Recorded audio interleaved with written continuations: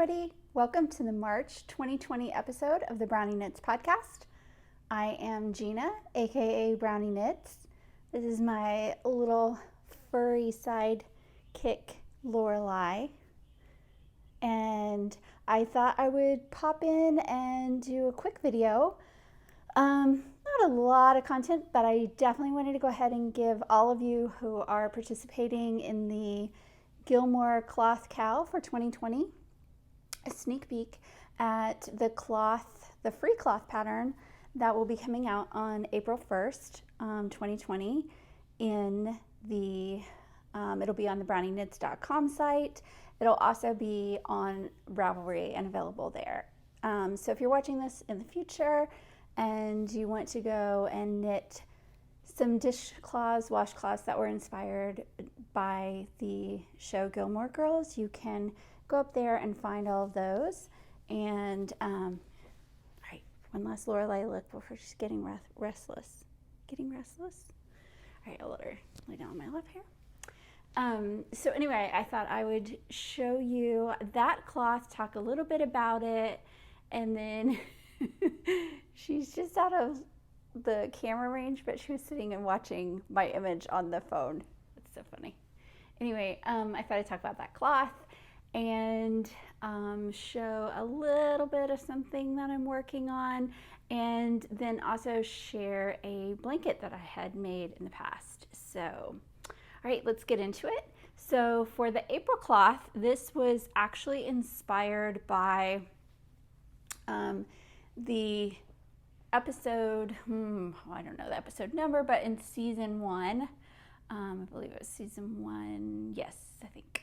When Lorelai is with Max and she talks to him about being engaged and how she envisions being proposed to, and mentions in Lorelai's typical blabber that, you know, there should be 1,000 yellow daisies. And Max then does proceed to send her 1,000 yellow daisies. So there's a very iconic scene of her sitting with all of these daisies around her. Of course, she doesn't end up with him in the long run. She ends up with Luke, thank goodness. But anyway, this cloth is inspired by the 1,000 Yellow Daisies reference. So make sure I have it right side up. So here it is. So it's not 1,000 yellow daisies, but it's one big daisy. And all right, so it uses, I'll show you the back side here, one ball of white. Again, like all of the patterns, they were designed using a 100% cotton, any dishcloth cotton, as long as it's worsted, would work. So this was using Lily Sugar and Cream in their 100% cotton worsted base. And you need a ball of white, and that is for the very simple garter dishcloth that is going to be the backdrop for your daisy. You need a ball of yellow, and this is the bright yellow, so it's just called yellow. There is another yellowish color that they have that has a different name that will come up in a future cloth project, but this one is just the bright yellow that it's just called yellow, but it's brighter. And then it uses just a tiny amount of, I used the color Jute for the center, but you know, if you had maybe leftovers of any other kind of brown, or even like, I guess you could even do a green or a black, you could do that here as well. So it is a sort of like applique type of cloth. So you make the cloth, each of the petals and the center separately. So I did 13 petals, but you could do as many or as few as you want to do and arrange them around, and then yeah, so you can decide. Like I wanted some dimension to mine, so some of them are kind of next to each other, but then some of them are more like on top of, like this one down here is centered on top of these two. So As you make all the different pieces, I instruct you to leave long tails for seaming later at both the cast on and bind off edges. That way you have plenty of seaming yarn with the tails. You don't have to like cut long strands and then weave in 2 ends plus weaving in the 2 ends of a new strand. You can just use the tails for all the seaming. You can do a whip stitch. I kind of went down and up so that my stitches were hidden, and very few of them are super visible in the back. There's some, it's not the most beautiful back, but you also don't see every single stitch I did. So I layered the centers so that the center of the petals so that they all kind of met in the middle, and then I put my jute flower center on top of that to cover it all. You don't have to do that.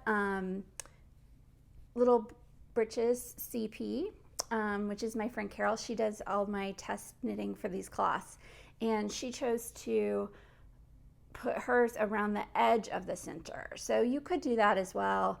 I just wanted to be I was being lazy, if I tell you the truth, because if you put them all in the center together and then you cover it with the center, you don't have to be as tidy. So if you have some bulk there in the middle, it gets covered up. But these little petals knit up very fast. They're great if we're all ever back out of quarantine and isolation. If you're on the go, they're great little like car things. Like if you're sitting in the, don't do it while you're driving. I saw a post where in a neighboring state, police caught a knitter knitting while driving. But like if you are sitting in the school line, not moving for like 15-20 minutes and you want to knit a petal, you know, it's very short. It just all uses very simple increases and decreases to get the shapes. And yeah, so it was just kind of fun. I thought it would be a nice little pick-me-up since where I live, we're getting ready to go into the spring months. It's actually spring officially in a couple days here. I'm so ready for the flowers and the greenness and fresh air. And as I'm recording this, it is, like I said, it's March 2020. So all the craziness in the world that's going on with the coronavirus. Where I live, we are being encouraged to stay at home, don't get out. Right now, Patrick and I are only, I haven't actually left the house at all since it started. Patrick has done a couple of grocery runs in person, but more often we're doing grocery runs where we can just order it online and just pull up, they load up your car and you have limited exposure then. You know, we're just trying to follow all of the guidelines and take it very seriously. We don't want to be exposed ourselves, but we also don't want to then need to take care of elderly family or friends and not be able to. So, and I do have to be a little bit careful. If you're new to the podcast, I do have carcinoid, also known as neuroendocrine cancer. And I have it I'm designated as a NED. So that means no evidence of disease. So on the scans, when they do a scan, they don't see a tumor. However, because of how advanced my stage was by the time it was caught and how many surgeries I've had and how much intestine and lymph nodes and everything that they've had to take out, they just will not declare you in remission. The best that I can be is a NED, meaning that they believe it's still in my body at the cellular level and it could be growing somewhere and we just can't see it on test yet. So that, because I'm not on chemo or anything like that, it doesn't suppress my immune system, so I'm not more exposed in that way. But because of all the surgeries I've had from the cancer, when I get an illness, I have additional effects that a person who had all of their intestine, all of their parts, all of everything wouldn't have to deal with. So I just try my best to avoid anything, and especially this. Listen to your doctors, listen to scientists. They know what they're talking about. So I'll get off my soapbox. But anyway, I hope everybody is doing really well, and that you're safe and that you're healthy, and that everybody's using this time to soak in time with family. And yesterday was Patrick's birthday, so I made him a birthday pavlova, which is what we usually do for his birthday, because pavlovas are, they're so good. But it's just the two of us, so we end up eating it across several days. So we only do that once a year. But anyway, so, we made the best of it. He opened all his gifts. We typically take this time to watch March Madness together, so he does have a few afternoons off today and tomorrow. So we're gonna binge watch some shows that we've agreed to watch together, that we don't cheat and watch apart. If you're looking for things to watch, we're gonna be watching the new season of Homeland, and we have a backlog of Doctor Who episodes, and we haven't watched yet the last season of Mr. Robot. Last weekend we binge watched The Outsider from HBO, which was really good. I'm so excited. I love Westworld, absolutely love it, and it just started. So if you have never watched Westworld, I love Westworld. It's you have to really dive into it. It's a very, you can just go down the rabbit hole and just really pull apart all kinds of stuff. So my favorite way to watch Westworld is I will watch it. That's one of the shows I do watch with Patrick, but I make us watch it in real time. So when it airs, we watch it at most the next day. And then there is a podcast called Decoding Westworld, and it has two of my favorite podcasters who co-host it, and they just do a fantastic job of they just deep dive every episode. So, if you feel like you caught most of it, 75% of what's going on, but 25% you're like, who the hell is that? What the hell just happened? They can help you out with that. So that would be like a huge recommendation on my part for if you're looking for something to really get absorbed into if you're at home. Not with children though. Maybe watch it after when they're e-learning or they're asleep or something like that. We don't have any kids, so we can watch kind of whatever, whenever. But yeah, it's definitely not a show that you'd watch with your children. And anyway, I got really far off track. You can also rewatch all the seasons of Gilmore Girls. Fun. So this is, not surprisingly, the title for this will be 1000 Yellow Daisies. So again, it'll go up for free on Ravelry and BrownieKnits.com on April 1st, 2020, and it will always remain free. So if you're looking for something to knit, yeah, there you go. What else am I working on? So I'm working on a design / gift, and I thought I'd show, I had to get another skein of the yarn, so I thought I'd show that because it was still skeined up. It just arrived yesterday in the mail, because this other thing I'm trying to do is still support small local businesses. These guys aren't super local to me, they're one state over, but they do sell a lot in my area.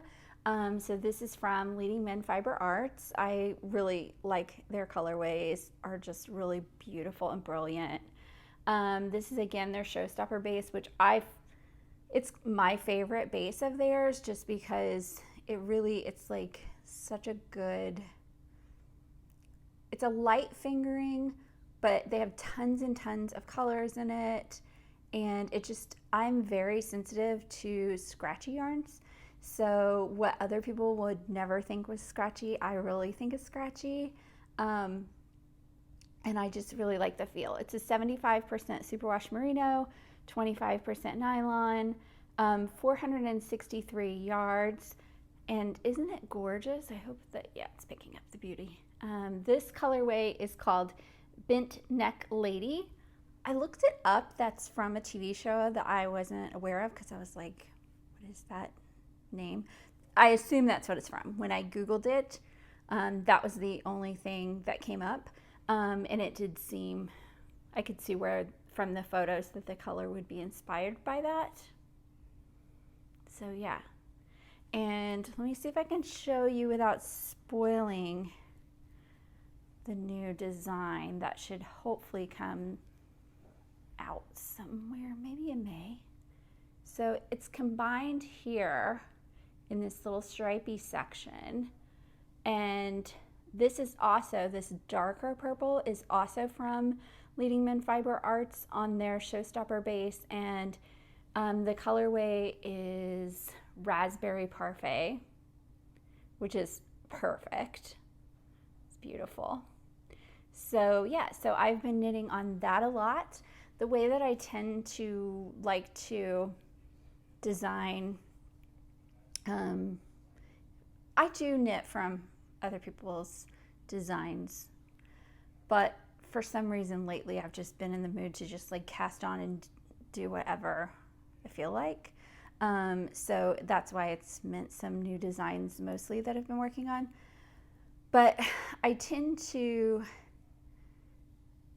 design by just knitting the first one and making notes along the way, and then I'll knit a second one from a finished pattern before it goes to a tester and tech editor.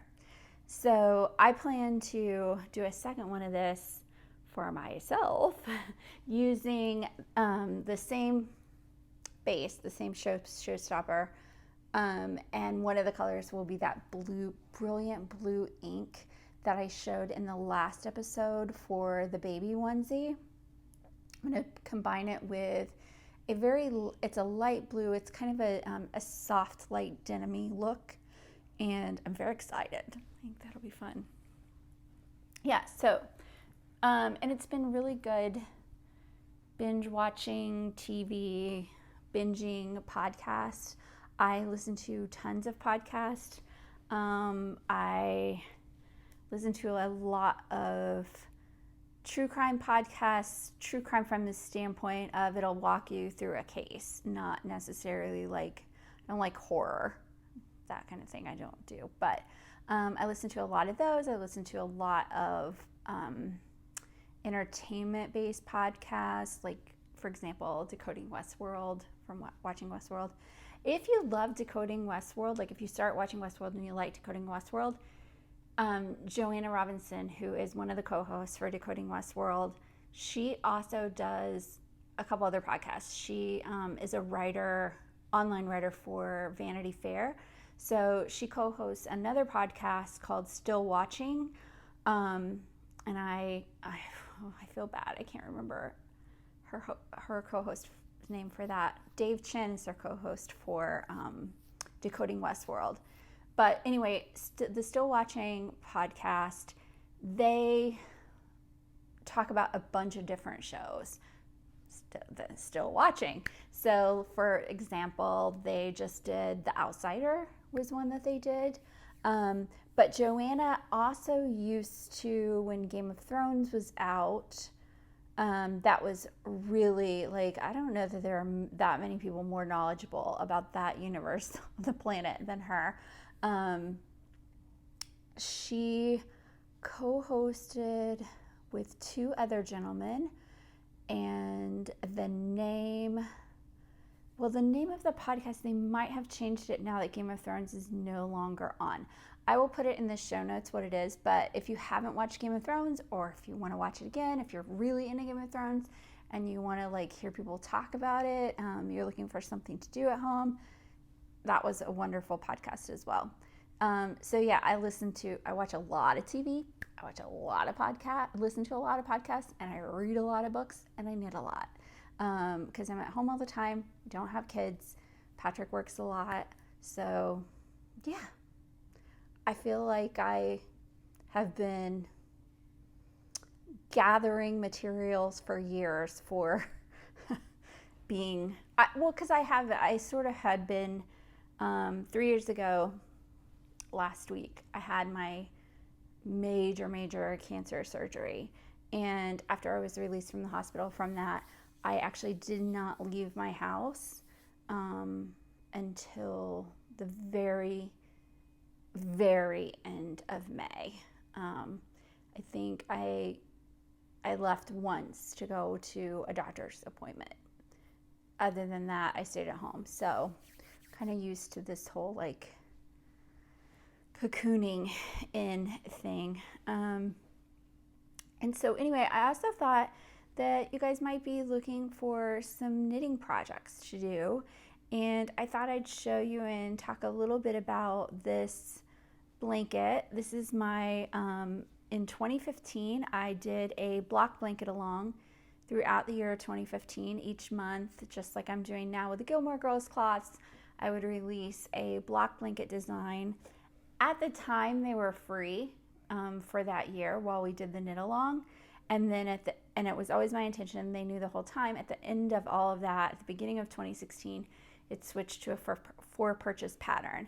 And so the pattern is available for purchase on BrownieKnits and Ravelry.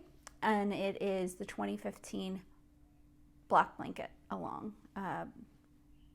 2015 BrownieKnits block blanket.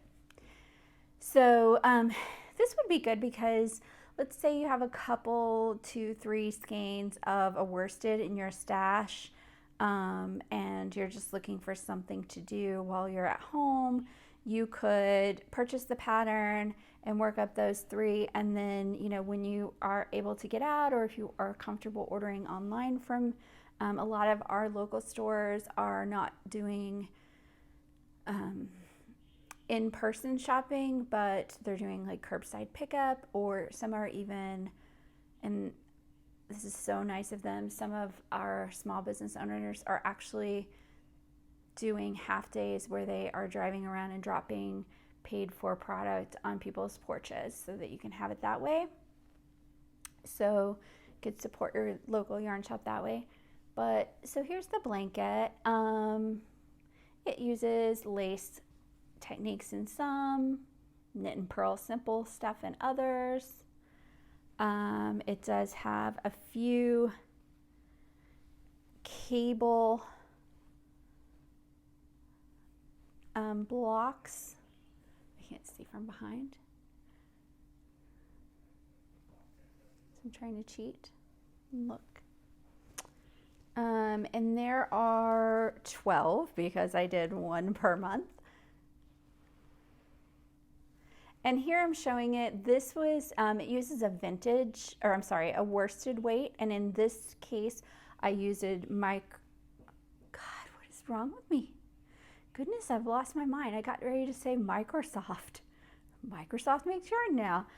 It uses Berroco Vintage in their worsted weight is what this is knitted out of. But really any worsted weight that you wanted to use would be fine. Yeah. So it's kind of fun. So you can have, do one. The idea at the time was you did a block a month, and then at the end of the year, you had your block blanket all ready to go and be snuggly. So yeah, you could do that. I did this one out of all one color, but I also did another version of it where I used, that one used all different colors in like shades of red and orange. There was also like an orangey yellow, sort of. And it used a mixture of different worsted weights. So Dream in Color Classy, and then Miss Babs I'm not sure if she still does it. I think it was her worsted at the time. I think it was Wowza, I think. But anyway, so yeah, you could just do whatever. So that's what's been going on over here. Lorelai is right here next to my lap and snuggled into the chair and sleeping, which is, you know, her norm. She's loving all of this extra attention. Oh, did I wake you up? Can you look in the camera? Oh, you look angry. You look like Grumpy Cat. You say bye? Bye-bye. She actually does wave. Not when she just got woken up though. So anyway, I hope that you guys are all doing well, and I will be back in April to give you sneak peeks of the May cloth. So until then, stay safe, stay happy, stay healthy, and stay knitting. Bye-bye.